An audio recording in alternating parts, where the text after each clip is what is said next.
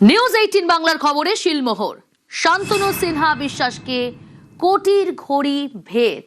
News 18 বাংলার খবরে শিলমোহর। কোটি টাকার ঘড়ি ভেট জয় কামদারের। কলকাতা পুলিশের ডিসি শান্তনু সিনহা বিশ্বাস। শুক্রবারই খবর ব্রেক নিউজ 18 বাংলায়।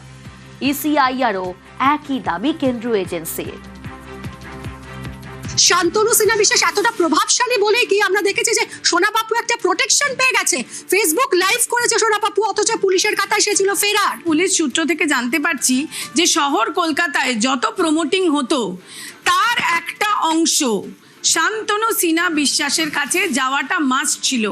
এটা পুলিশ অফিসারের তরফ থেকেই আমাদের বেশ কিছু পুলিশ অফিসার তারা আমাদেরকে জানিয়েছেন। শুধু তাই নয়, বিভিন্ন জায়গায় অবৈধ কল সেন্টার যেটা চলে এবং তারপর সেখানে যখন রেড হয় সেই রেডেরও একটা পয়সা বা তাদের সঙ্গে যে সেটিং হয় সেখানেও কিন্তু শান্তনু সিনহা বিশ্বাসের টাকা যেত। শুধু তাই নয়, যখন ভোট হতো এবং এবার ভোটে যেটা করতে পারেনি বলে বেশ কিছু সিনিয়র অফিসাররা আমার কাছে বলেছেন যে পোস্টাল ব্যালটে বলা যেতে পারে একদম ছাপ্পা ভোট করাতেন শান্তনু সিনহা বিশ্বাস এবং তার জন্যই শান্তনুর যে শাসন চলতো সেটা ভয়ঙ্কর এবং সেটা একেবারে গায়ে কাটা দেওয়ার মতো। কারণ যারা আইপিএস অফিসার বা যারা WBPS অফিসার তারা যথেষ্ট মেধা দিয়ে পড়াশুনো করে বড় বড় এক্সাম ক্র্যাক করে তারা আসেন, কিন্তু তারপর তারা এসে দেখেন যে শহর কলকাতায় খোদ শান্তনুর শাসন চলছে।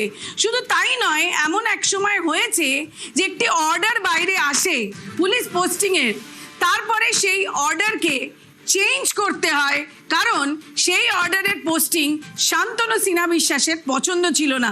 তার মানেই বুঝতে পারছো যে শান্তনুর শাসন কতটা ভয়ঙ্কর, কতটা প্রভাবশালী এবং কতটা সাংঘাতিক ছিল। তাকে কোর্টে প্রডিউস করা হচ্ছে এবং ইডি তারা যে সমস্ত জিনিসগুলো পেয়েছে সেগুলো। এদিকে সোনা পাপ্পুর খোঁজে তার ঘনিষ্ঠদের তলব। ঘনিষ্ঠ কয়েকজনকে তলব ইডির। সোনা পাপ্পুর খোঁজে এবার তার ঘনিষ্ঠদের তলব করলো ইডি। তাদের জিজ্ঞাসাবাদ করে সোনা পাপ্পুর খোঁজ পেতে চায় ইডি। ইডি সূত্রে আর কি খবর, ডিটেল জানবো। অনুপ রয়েছে আমার সঙ্গে। অনুপ, একটি মামলা, সেই মামলা ইতিমধ্যে সোনা পাপ্পু ঘনিষ্ঠ কয়েকজনকে ইডির পক্ষ থেকে তলব করা হয়েছে। তার কারণ তাদেরকে জিজ্ঞাসাবাদ করে সোনা পাপ্পুর খোঁজ পেতে চায় ইডি এবং সোনা পাপ্পুর বাড়িতে যখন তল্লাশি হচ্ছিল তারপর থেকে তাকে বারবার নোটিশ করা হয়েছিল। তিনি গরহাজির ছিলেন, এখনো পর্যন্ত তার গাড়ি থেকে শুরু করে সমস্ত ফ্রিজ করা হলেও তিনি কিন্তু হাজিরা বারবার এড়িয়ে গিয়েছেন। সোনা পাপ্পু ঘনিষ্ঠ সিন্ডিকেটের যে যারা মাথা রয়েছে এখনো পর্যন্ত তারা সোনা পাপ্পুকে সমস্ত রকম ভাবে সহযোগিতা করছেন, এমনটা ইডি জানতে পেরেছে। এবার তাদেরকে জিজ্ঞাসাবাদ করেই কিন্তু সোনা পাপ্পুর খোঁজ পেতে চায় ইডি। অর্থাৎ ইডির পক্ষ থেকে জমি জালিয়াতি যে মামলা, সেই মামলা ইতিমধ্যে জাল গোছাতে শুরু করেছে সেটা স্পষ্ট হচ্ছে এবং তাদেরকে জিজ্ঞাসাবাদ করে সোনা পাপ্পুর ইতিমধ্যেই খোঁজ পাওয়ার চেষ্টা চালাচ্ছে ইডি আধিকারিকরা। বেশ।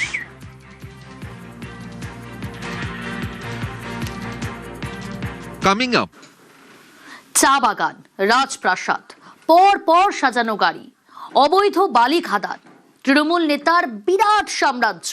ভোটে হারতেই পুলিশের নজরে তৃণমূল নেতা কৃষ্ণ দাস। সাম্রাজ্য ছেড়ে পলাতক জলপাইগুড়ি সদরের এক সময় ত্রাস।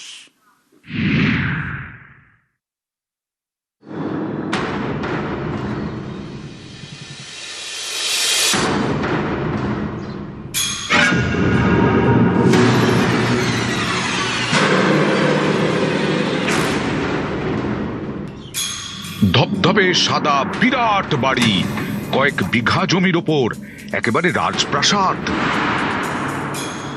গ্যারাজে দাঁড়িয়ে 19টা গাড়ি, রয়েছে বেশ কয়েকটি বাইক।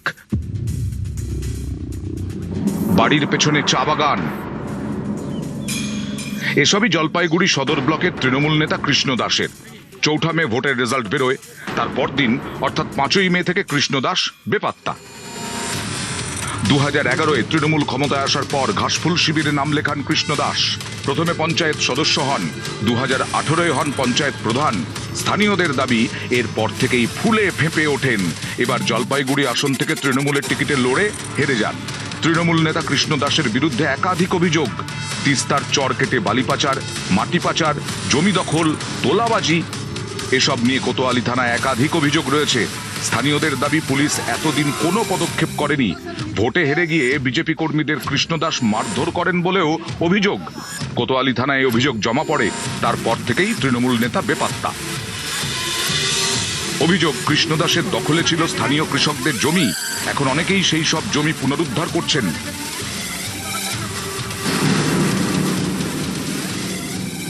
রণজিৎ দাস এবং ওর সঙ্গ নিয়ে জমিটা 3 বছর আগে আমার দখল করে রেখেছিল। দিয়ে আজকে আমি জমিটা দখল পেলাম, টাকা ডিমান্ড করেছিল, আমি টাকাটা দিতে পারি নাই। কত টাকা ডিমান্ড করেছিল? 5 লাখ টাকা ডিমান্ড করেছিল আমাকে। 4 বিঘা জমির ধান পর্যন্ত কেটে নিয়ে চলে গেছে। হ্যাঁ, আজকে ভালো লাগছে, জমিটা আমি ফেরত পেয়েছি। বলেছিল এখানে সব ডোনেশন না দিলে পরে চাষ করা হবে না, এরকম করে বিরাট হুমকি দিত। আমার ডিমান্ড করেছিল 10 লাখ টাকা দিতে হবে। রোডের বাড়ি কতদিন খাইস নাই, এই করিস নাই, এবং কি যে জেল পর্যন্ত খাইতে এসেছে আমার বউ। গরু বাছুর সব আমার গায়ে ধুয়াই নিয়ে যেত। আজকে এই বিজেপি সরকার এসেছে রে, তবে কাজ আমাদের বুকের পাটাটা একটু ধরে এসেছে। গত সপ্তাহে তৃণমূল নেতার অবৈধ বালি খাদানে পুলিশকে সঙ্গে নিয়ে হানা দেন মহকুমা শাসক। তৃণমূল নেতা কৃষ্ণ দাসের খোঁজে পুলিশ। জলপাইগুড়ি থেকে শান্তনু কর, নিউজ 18 বাংলা।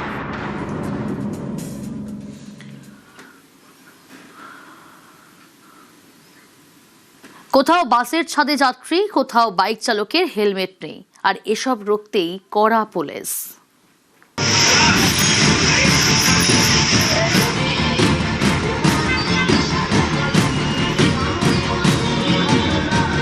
ট্রাফিক আইন মেনে চলতে হবে, কড়া বার্তা দিয়েছে রাজ্য সরকার।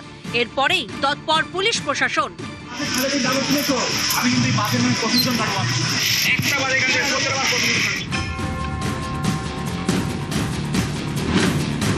পশ্চিম মেদিনীপুরের পিংলা, এখানকার জামনা বাজারে বাসের ছাদে বসে যাত্রী।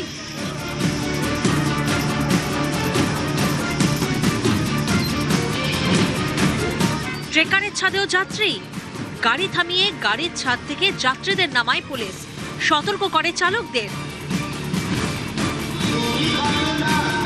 হেলমেট ছাড়া বাইক চালালেও কড়াকড়ি।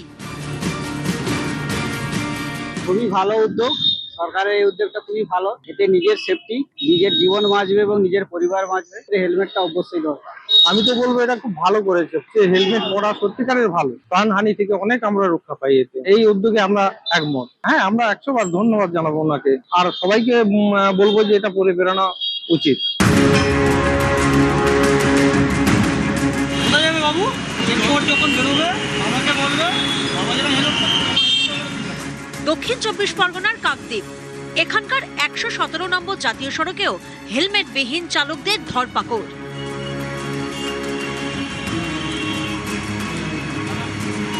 হেলমেট পরে বাইক চালালে দেওয়া হয় চকোলেট।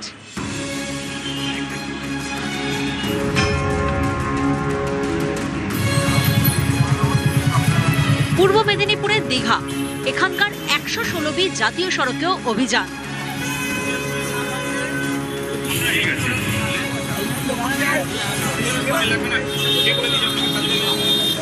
হেলমেট না পরলে মাঝ রাস্তা থেকে ফিরিয়ে দেওয়া হয় চালকদের।